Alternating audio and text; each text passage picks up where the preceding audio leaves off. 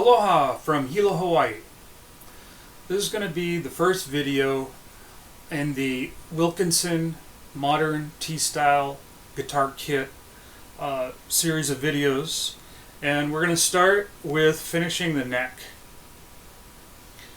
Now the neck, in my opinion, is one of the most important parts of the guitar as far as playability goes. So I want to focus some attention on this.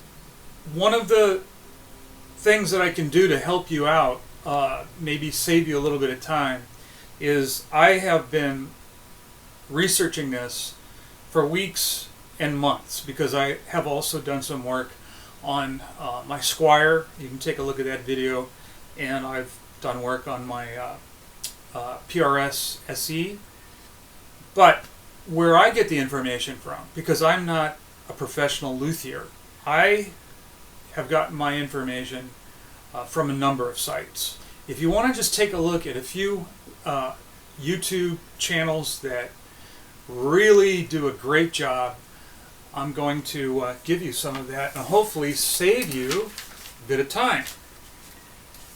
So as far as the neck and the fret job, Stuart McDonald, Dylan Talks Tone, Philip McKnight, and Fret Friend Guitar Workshop are all very good websites. You can just look up fret jobs, leveling frets, smoothing frets, use those search terms, and you're going to find some in-depth, really good videos. These YouTube channels are really good. There are others, but if you want to just take a look and get a really good overview and how-to of taking care of your neck, those are the ones I recommend.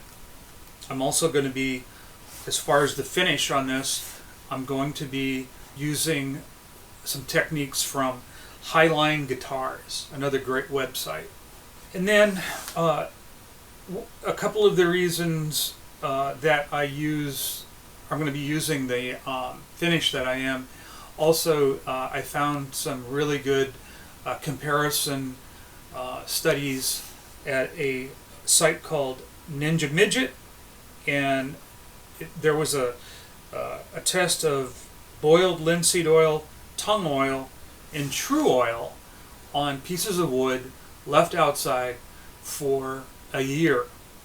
And so with the recommendations of the Highline Guitars YouTube channel, and then finding the comparison tests over a year, I decided to go with the boiled linseed oil to finish this neck. So for now, I'd like to talk about some of the tools that I have here to finish up these frets. In an earlier video, I showed this tool, which is a neck straightening check tool. You simply put this on your neck to check for straightness of your neck, and then you can use a flashlight. I'll show you this side, and you want to make sure that you don't see any light coming in.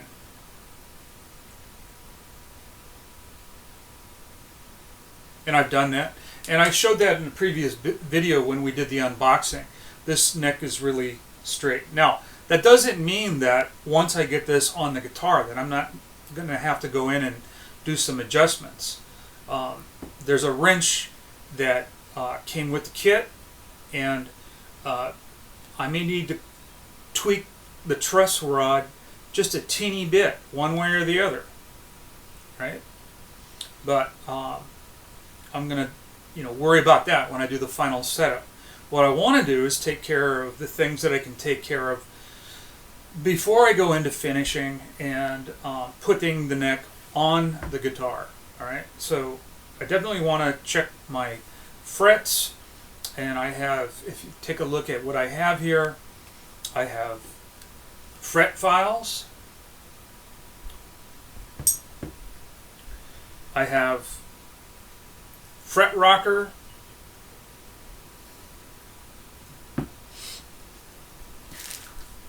I have some fret guards. I'll show you that later, but it goes right over the frets so that you don't damage your fingerboard. I have some other small microfiles if I need them.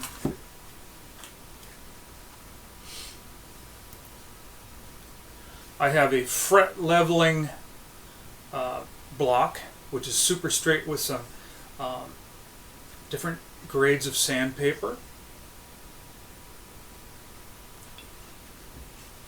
And then I have fingernail files and fingernail buffing pads. We'll move the camera in, and I'm going to go in and I'm going to check the frets, and I'm going to do a little bit of leveling. Remember, I did go through this. These frets are really, really nicely done. There's just a few little areas that I want to take care of before I get into finishing this neck.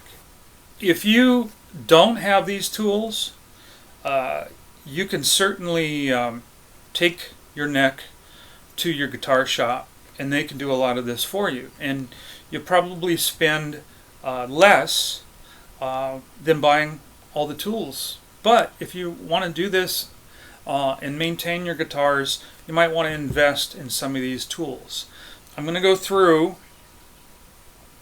and I'm going to start rocking the fret rocker. And you'll notice that the fret rocker is designed so that when you are checking your frets, it goes over 3 frets. And if it rocks, like right here, you can see that it rocks a little bit. And I'm going to check all the way across the neck. And this particular fret is just slightly high. So I'm going to come in with a marker, and then I'm going to try to make sure that I don't mark up the fretboard.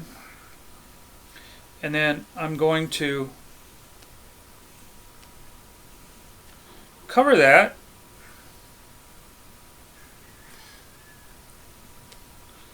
with some Sharpie or marker, whatever you have. Okay, that lets me know that that fret is a little high. Then I'm going to go down to the next 3 frets.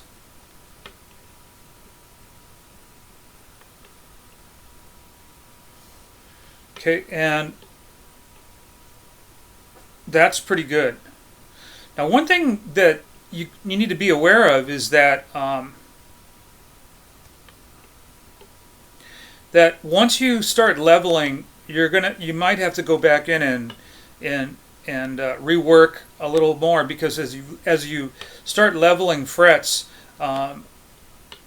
it may cause other frets to be just a little bit out. But on this particular one, that's pretty good there. There's just a teeny bit here, and then here. Okay, so I'll just keep going down.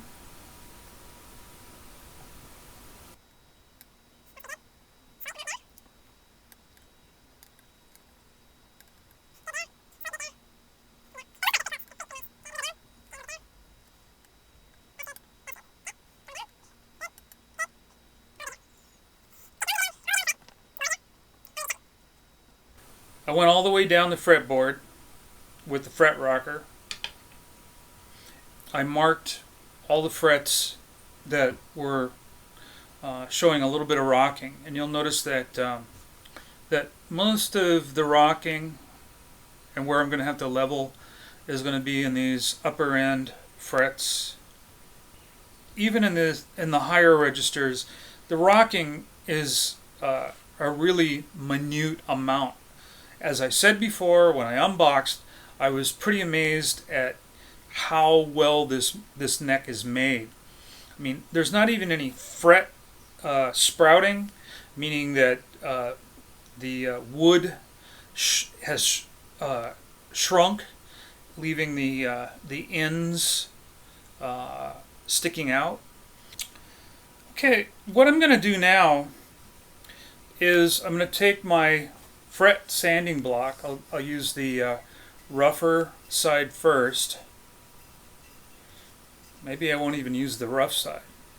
I'll use the medium side. And what I'm going to do here is I'm going to lightly, very lightly, I'm going to run the block along the frets, and as it takes off material, the black line that I marked with the Sharpie will disappear.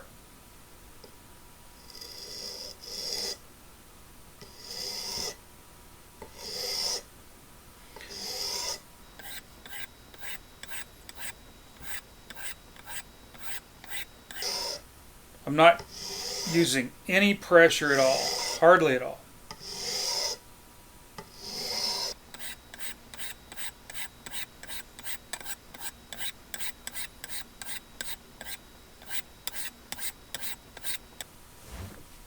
Okay. Now I'll come in with the very fine grit on this sanding block.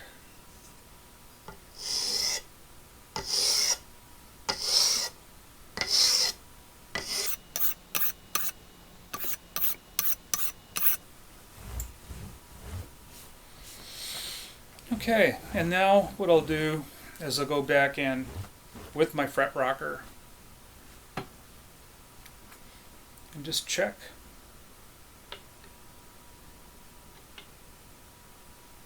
And then I'll keep going down, and I'm going to repeat this until I feel like everything seems to be pretty level. We're going to call this good. I've gone through the whole fretboard, the entire fretboard, and I now have leveled the frets. Now you don't want flat frets, and that's where one of these fret files come into play. You'll notice that this file has different profiles with a smooth side, so that you can place kind of a crown on your fret, but also it's protecting the fretboard. So what I want to do again is, especially for the frets that I've leveled, they're a little flat now. I need to go in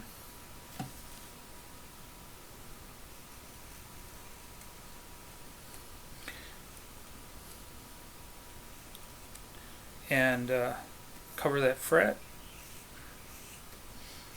with ink.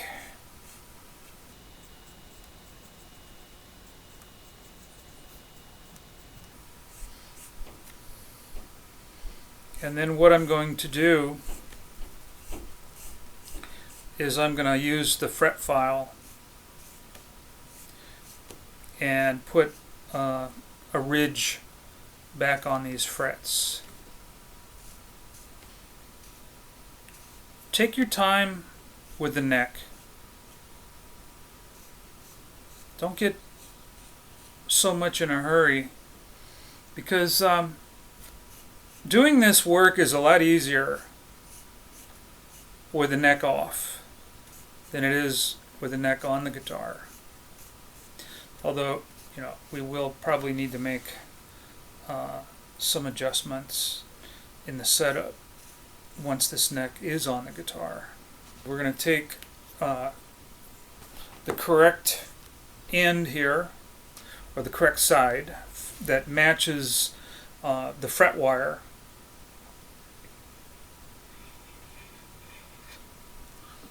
and we want just a little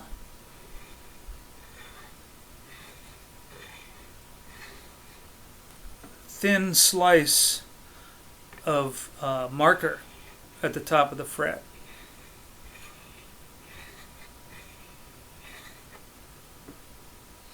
So I'll go along these frets until we just have a little bit, a thin line. So we're putting a ridge back into these frets. Now you can also use, if you were using other types of files, you can also put your fret guard on. And we'll be using that later too for polishing up the frets. I've actually gone in with both of my files and I have given my frets a nice crown so they're not so flat. Okay, now we want to polish up our frets and then do a little bit of work on the ends too. What I'll do for the ends of the fret is I'm just going to bevel just a teeny bit with one of my little files here.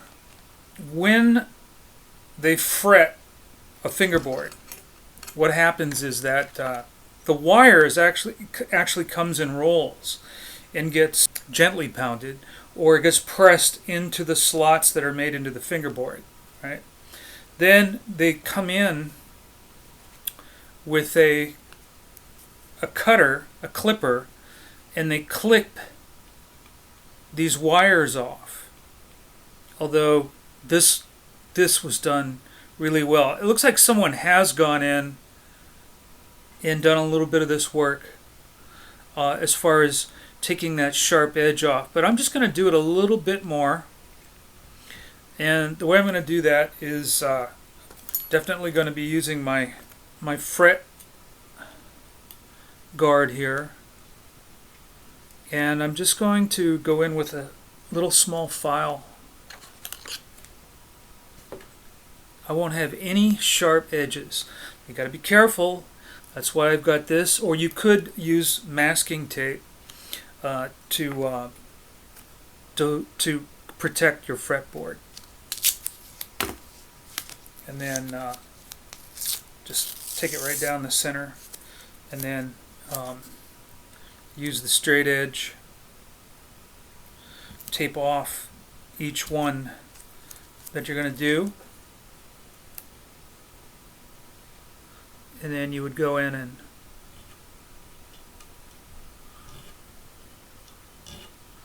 just very carefully take off that sharp edge. Okay, and then we're going to come in and polish these up.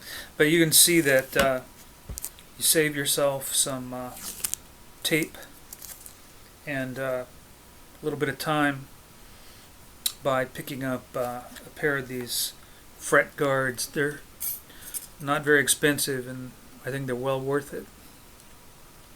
So I'll continue to do this,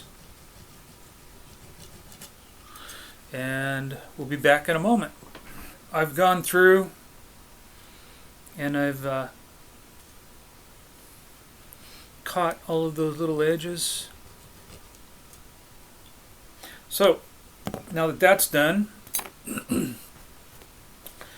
ahead and clean it off. Now we're going to come in again with our fret guards, and we're going to want to polish these frets up. The way that I do that is I use these emery boards.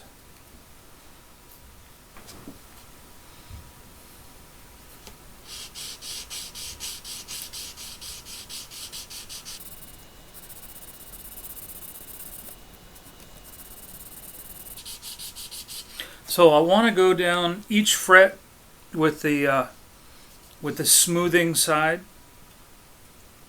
fret wire. Then I'm going to go in with the buffer, and we're also going to go in and really round off the fret wire, which will make it feel really good. Okay, so I've gone through the entire fretboard, all the frets, and I've used this emery board. Actually, I was using this little rougher side to get the fret, and then I was flipping it over and then smoothing it out.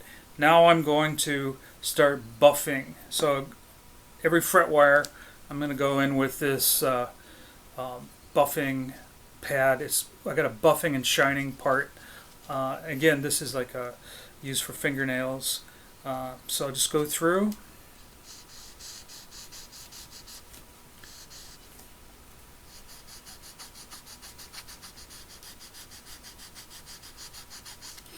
And I will do that with every fret wire. So see you back in a few minutes. So I am now finished smoothing and buffing and shining. These frets are looking really good. Now the last thing I'm going to do with this buffing block is I'm going to go along the edges of the fretboard, and I'm going to just slightly round and hit the sides of the fretboard,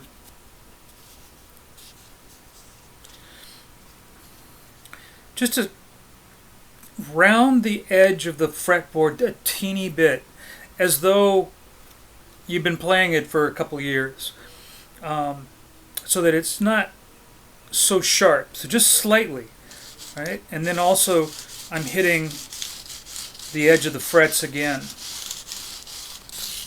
rounding the fretboard a teeny bit, buffing it, giving it a beautiful feel.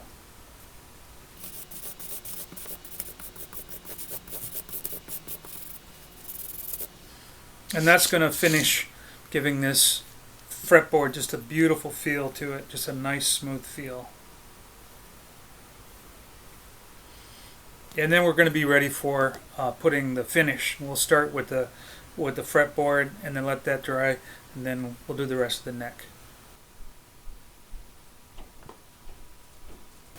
All right, I have polished out the frets and smoothed out the fretboard. Feels really good. Okay, now I've been wiping everything off as I go, trying to make sure that I don't get any grit or anything else on the wood, because we're about ready to finish the fretboard first and then the rest of the neck. I'm going to do it in 2 stages, mainly because I do not have anything where I can hang it, and so I'll do the fretboard first and then let that dry and then flip it over, do the rest of the neck. I'm going to take some mineral spirits. This is an odorless mineral spirits. It's not actually odorless, but it's pretty good. I'm going to just use a little bit to wipe down the fretboard one more time. Try to remove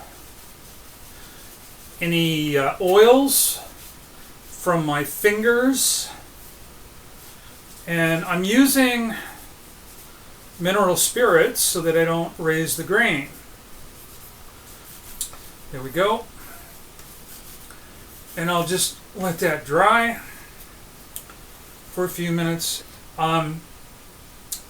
Okay, as far as the finish, I'm going to use boiled linseed oil. And I am going to be using the technique that Chris Monk of Highline Guitars showed in a video. I trust Chris Monk because he's been making guitars, boutique guitars, for 15 years in Colorado, and he has been creating YouTube videos since about 2008. So he knows what he's doing, and he's used just about everything to finish guitar necks and guitar bodies, and he's used many different types of oils: tongue oil, linseed oil, true oil. Of course, I had been thinking about true oil. True oil is used oftentimes with gun stocks, and I figured that would be a good option, but it's hard to get true oil here in Hilo. In fact, it's hard to get anything here in Hilo that is flammable. So I kind of have to rely on the local hardware stores, and this is something that Chris from Highline Guitars also pointed out, was that boiled linseed oil is readily available, it's inexpensive, and it does a really good job. I found a website called Ninja Midget, and he did a comparison test on 3 little blocks of wood, and he coated one with tongue oil, one with boiled linseed oil, and one with true oil. And he kept those outside in the sun and rain, so full exposure for a year. And then he brought them in, and he submerged these little blocks of wood in water. He weighed them all first, and then he submerged them in water, and then he weighed them afterwards to find out how much moisture, how much water absorbed into the wood. I would say that the true oil probably did the best, but the boiled linseed oil and the tongue oil did pretty good too. And I'm not planning on hanging my guitar outside all year and then submerging it in water at any time. So the boiled linseed oil is easy to do, and Chris has a little trick where he uses Japan dryer. Chris just rubbed it right into the wood, and then right afterwards he then went in with the linseed oil. And the linseed oil, the boiled linseed oil, I keep making the mistake of saying linseed oil because there is a difference. Linseed oil is not going to dry anywhere near the time that boiled linseed oil is. You want to make sure that this is well shaken. The other reason why I chose boiled linseed oil is because I want this to be as close to the wood feel as possible. But I do want to have some kind of a seal against moisture, because if it does absorb too much moisture, it will possibly warp a little bit. Okay, so it's in Hawaii is kind of pretty humid here, so I do want to protect it, but I do want that satiny wood finish, because I don't know if any of you have experienced this, but whenever there's like a really gloss finish on a neck, it feels sticky. You get stuck, and when you have a nice satin, almost bare wood, it just seems to glide. And we just spent all this time making this fretboard look, or not look, but feel really good. So that's why I chose the linseed oil. Using Chris Monk's method from Highline Guitars, I'm going to take the Japan dryer So I'm going to take a clean rag. We're going to take a bit of this Japan dryer, and then we're going to just rub this on to the fretboard. And now we're going to take our boiled linseed oil. Okay, so now I'm going to apply the linseed oil to the fretboard. And this should seal it enough, but still give me the type of finish that I want. So I'll let that soak in. Rosewood is already kind of an oily wood, so giving it just a slight seal with the linseed oil. As far as the way I'm finishing this neck, the most labor-intensive part of it so far was doing all the polish work on the frets. But why not? My goal is to have a professional instrument that I can use for recording, maybe playing around town, and definitely learn something about making guitars and instruments. Who knows? Maybe it's something I might want to do. Okay, let's come back in a few hours and we'll see how this looks. I've let this dry, the fretboard, for a little over an hour. It's going to take a couple days to dry completely. I also went through, I signed it. Parente 2020. It was a very good, well, it was an interesting year.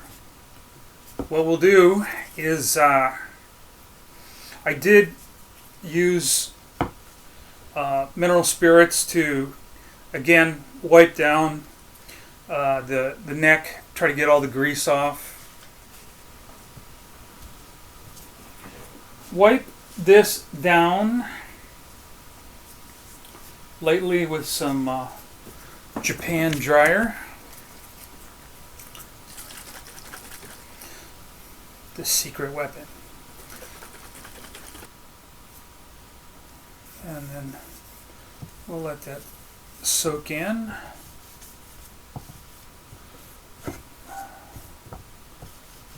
I'm not too concerned about this finish getting where the neck pocket is going to be, because it's going to be a light finish, and this is not going to be glued down, so we don't have to really worry about glue sticking and things like that. This is a bolt-on neck. And now we are going to apply boiled linseed oil. So we'll wipe it on.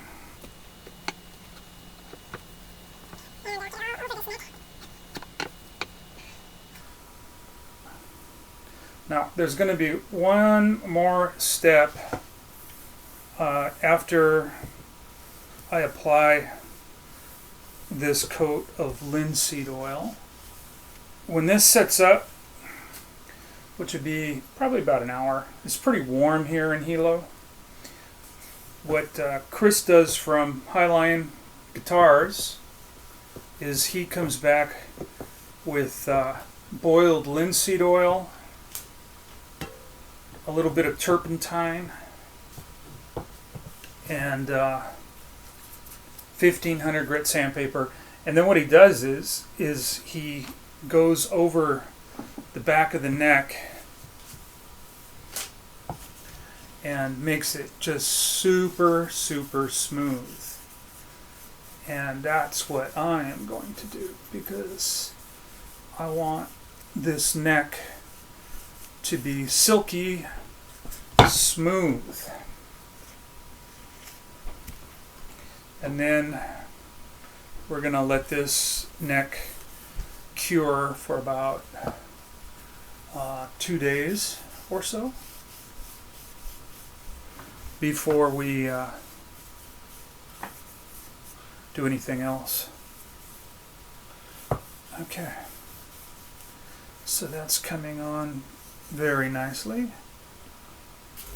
So I'm just going to wipe everything here, just give everything another coat. I think this is good now. So we'll just let this dry for about an hour. We'll do the sand on neck, and then we'll put this up to dry. The last thing that we're going to do today is that we will take a bit of mineral spirits, put a little bit in a container. This is just enough to get the 1500 grit sandpaper wet, and then a few drops of boiled linseed oil. Okay, so we're just going to take a couple drops of that. Okay, that's enough. So just a very light mixture of linseed oil and turpentine. The neck has dried for about an hour, and I'm going to get this sandpaper nice and coated.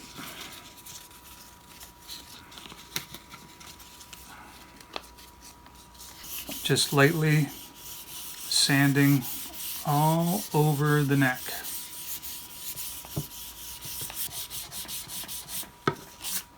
There we go. And then one more time on the back of the neck. And then we'll just go ahead and wipe the residue.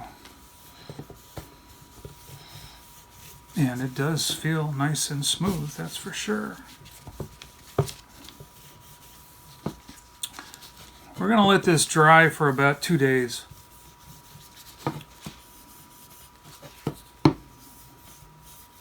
So this neck, for now, is done. Okay, the next thing we're going to do, as far as finishing off the neck, is that we're going to install the tuners. What you do is you take the nut, and there's a spacer.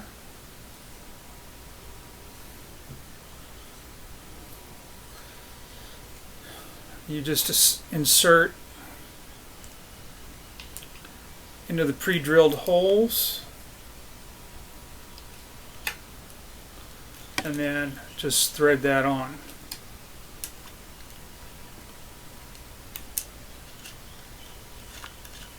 And we're just going to finger tighten these, because what we're going to do is we're going to mount all these first,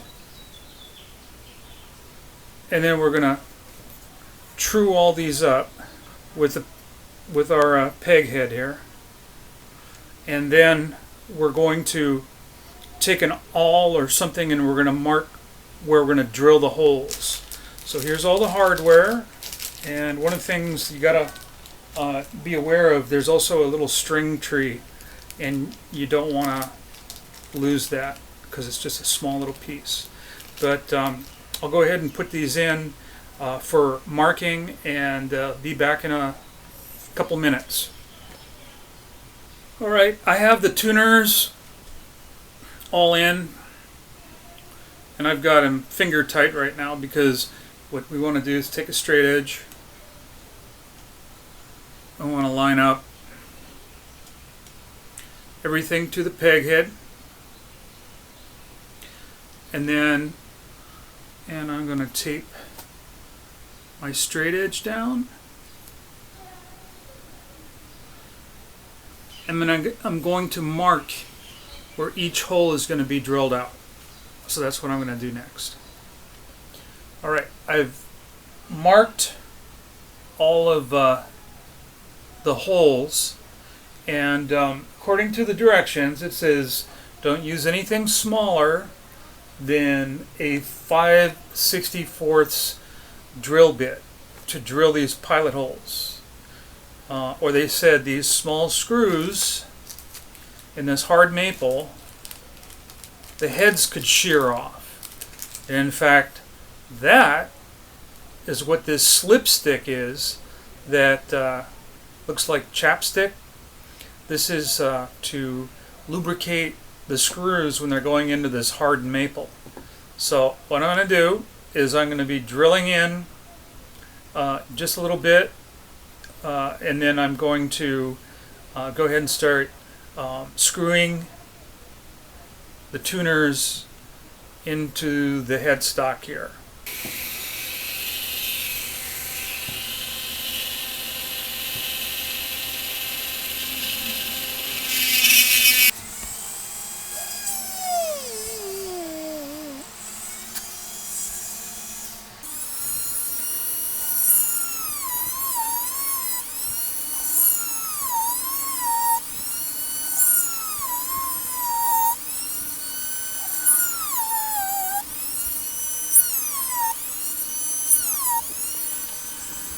We're gonna screw these in now. I'll put a little bit of this slick grease that the Wilkinson kit provided. Slip stick. And then I'll go ahead and tighten these all up.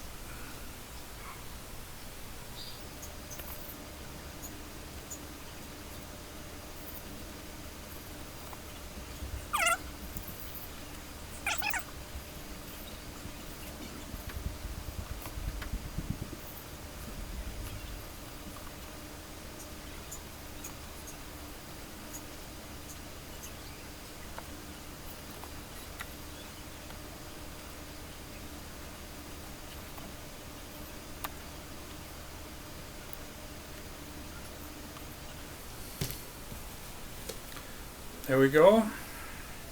And our neck is ready.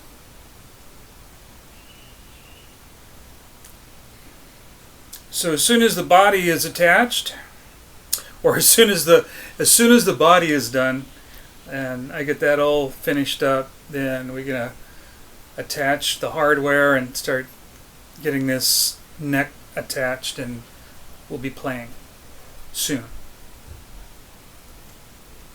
We have one more thing we have to do.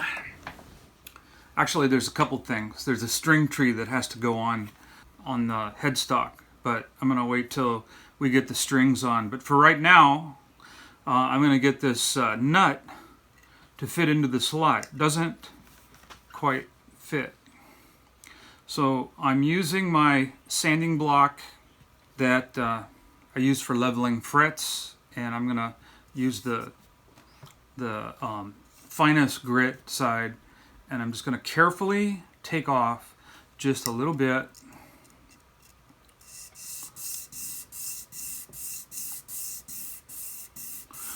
And you want to use something very flat.